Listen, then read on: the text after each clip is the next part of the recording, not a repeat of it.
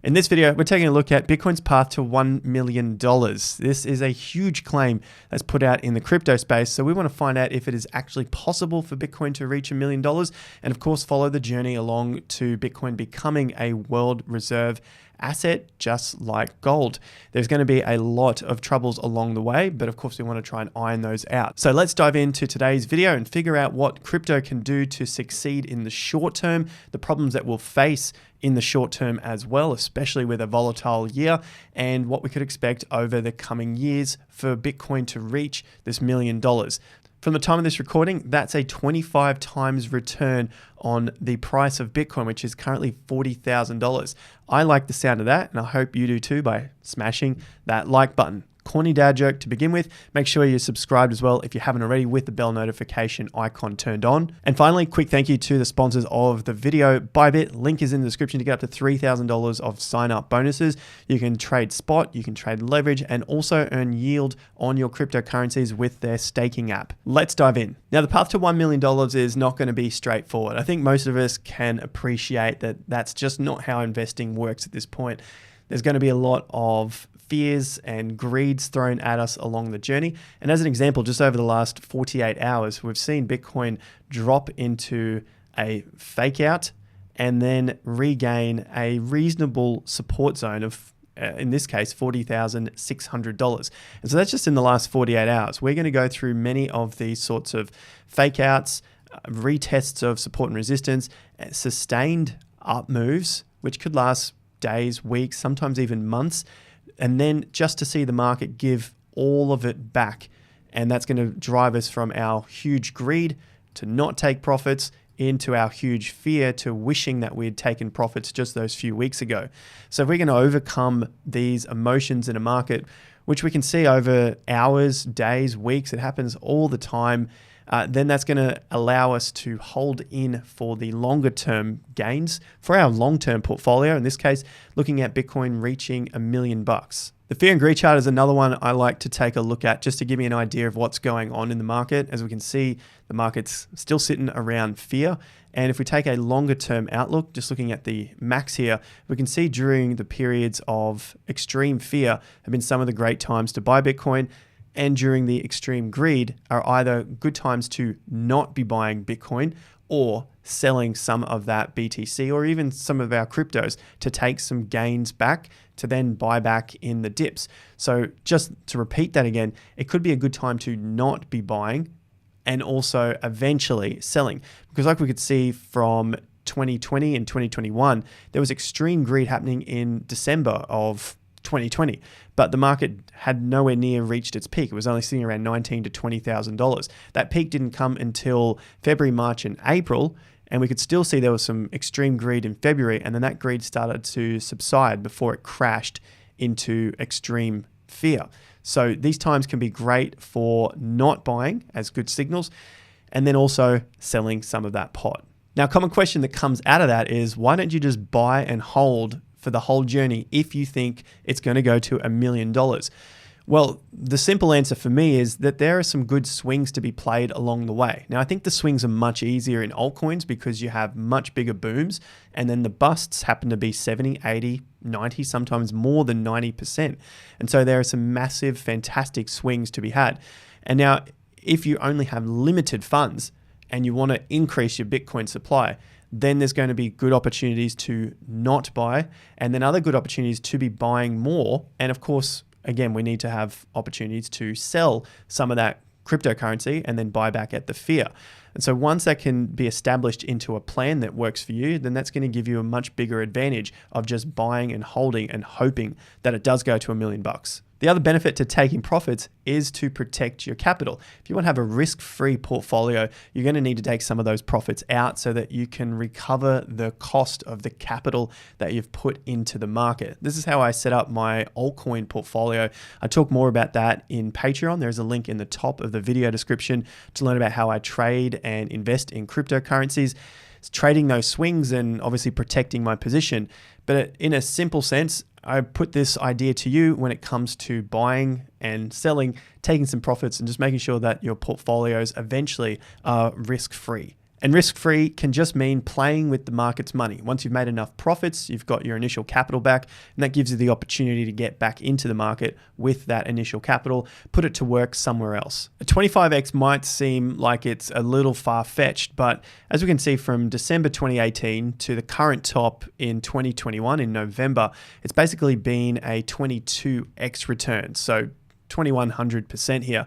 So it's not too far out of the question, but I just think it's going to take a lot more time than people are expecting. Not only is time required, but Bitcoin needs to break some correlations in the market if it is going to succeed in hitting $1 million. So although I'm talking about a lot of hopium here, Bitcoin going from 40 grand to $1 million, it's not without its challenges along the way. Obviously, there are huge rises and huge falls in between. And it's a matter of getting market ready and then just becoming adapt to what goes on in the market with market sentiment and how these swings move. Now to some of the fundamentals of how Bitcoin could reach $1 million. I'm going to look at some of the articles here from Arthur Hayes. Arthur Hayes is the co-founder of 100x and was formerly the CEO and co-founder of BitMEX, which was a huge leverage trading cryptocurrency exchange back through 2017 and 2018 bull market, which he is since no longer at. And of course, I'll add in my own opinions of how I think this is going to work out based on my own cycles. And I'll leave a link to my 4-year Bitcoin cycle video at the end of this video. So the problem here is if Bitcoin continues to be correlated with the NASDAQ, that's going to lead to a lot of short-term pain. But eventually, we could hopefully see Bitcoin reach that $1 million. Now, the beginning of the video, I brought up a lot to do with market sentiment, our emotions, and having a plan because of this next stage. And if Bitcoin continues to be correlated with the NASDAQ, like I said, it's going to be a lot of short-term pain because it doesn't look like the NASDAQ wants to boom anytime soon. So to the quote of Bitcoin reaching $1 million, it's labeled here in the Energy Cancelled article. As gold marches its way to $10,000, Bitcoin will march its way to $1 million. The bear market in fiat currencies will trigger the largest wealth transfer the world has ever seen. So the idea here is that while we're leaving fiat currencies, the money has to go somewhere. And at the moment, it's going into commodities, it's going into real estate, it's going into stocks, and the thesis is that it will continue to go into commodities like gold and eventually Bitcoin. While I don't think that theory is new to a lot of people who have been in Bitcoin and cryptocurrencies for some time, and obviously that theory being while money is being printed, it has to go somewhere, it must go into Bitcoin, therefore Bitcoin must reach $1 million. I think there's probably some more depth to that thought than first meets the eye. And some of the challenges that we've got to get through is decoupling from the NASDAQ. So just taking a look at the 10-day correlation, the 30-day correlation, and the 90-day correlation. So this is how intertwined Bitcoin is in its movements with the NASDAQ. You can see that over the 10 days, it's pretty well green. Over the 30 days, it's all green. And on the 90 days, it's basically all correlated. So this is short term when we look at it in terms of 90 days. It's only 3 months, but it's not a good trend that we go from short term to medium term, looking at 10 days to 30 days to 90 days and being more and more correlated. Ethereum is pretty similar as well. So 10 days, 30 days, 90 days. And so the problem lies with the NASDAQ itself being that we could be in for more downside in the NASDAQ, which means more downside in Bitcoin and Ethereum and of course cryptocurrencies if the correlation continues throughout 2022 as closely as it has done over the last 3 or so months. That's the downside if we only have a short-term view.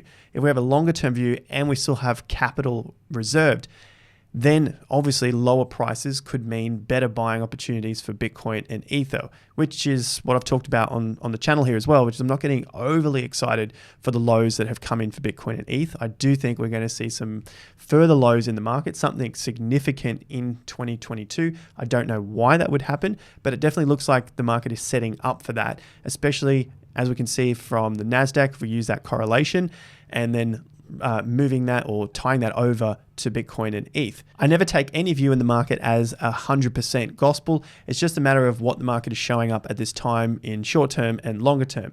Now, if I throw some of my indicators on here, looking at the NASDAQ, we definitely know it's underperforming the S&P 500 at this point. So S&P at the moment from the top is only down about 10%, whereas the NASDAQ from its all-time high is down 20%. So it's double the distance down from the all-time high. It's been rejected at the 50% level. And if we look at this as being a potential medium-term double top, then some levels that we're looking for support further down, if we break from the 13,000 low, looking somewhere around the 11 to 12,000 point range. So that gives us a full drop from the highs of about 30%. Now, in this sort of video, I'm going to continue to update it on the channel, so make sure you have liked so that the algorithm knows that you want to continue to see this content, and subscribe with the bell notification icons turned on.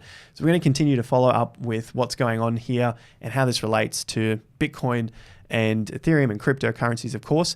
But if we get a bit of an idea of where this market could fall to, as I said earlier on, looking at the market sentiment, our emotions, and having a plan, then this can give us a better idea of where we might be interested in setting up a position for the longer haul to increase our multiple return on that Bitcoin or Ethereum stash leading up to those higher prices of potentially the hopium, massive hopium figure of $1 million per BTC. That doesn't guarantee that the NASDAQ drops to 11 or 12,000 points. Where I can be wrong will be if the market breaks back above this 15,000 to 15,500 points on the NASDAQ. You can see this has been a significant resistance level at the moment.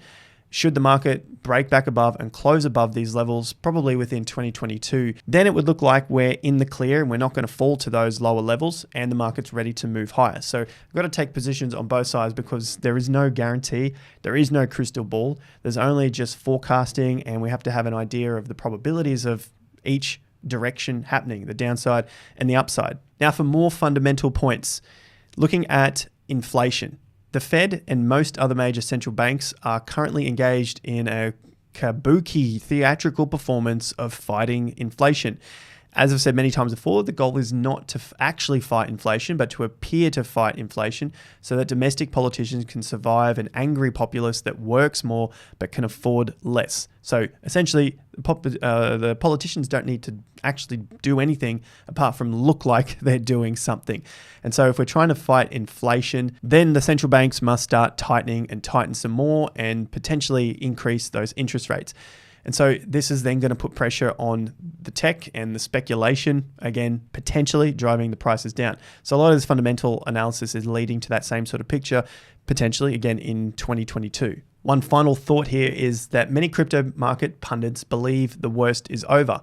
As for Arthur, he believes they ignore the inconvenient truth that the crypto capital markets are currently just 24/7 SPUs and Qs, essentially just futures contracts on CME, as they're an indicator and do not trade on the real fundamentals of being peer-to-peer, decentralized, censorship-resistant digital networks designed for the transfer of money.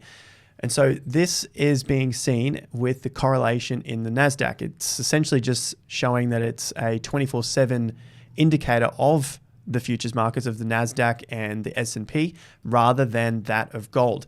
And we can clearly see from the chart of gold that it's in a very different structure to that of the NASDAQ. So looking at the NASDAQ, again, this is just basically shot up from those lows of 2008, whereas gold has not really done too much since its peaks of 2011, after it did have a short rise from 2008 to 2011. We've basically just surpassed the highs of 2011.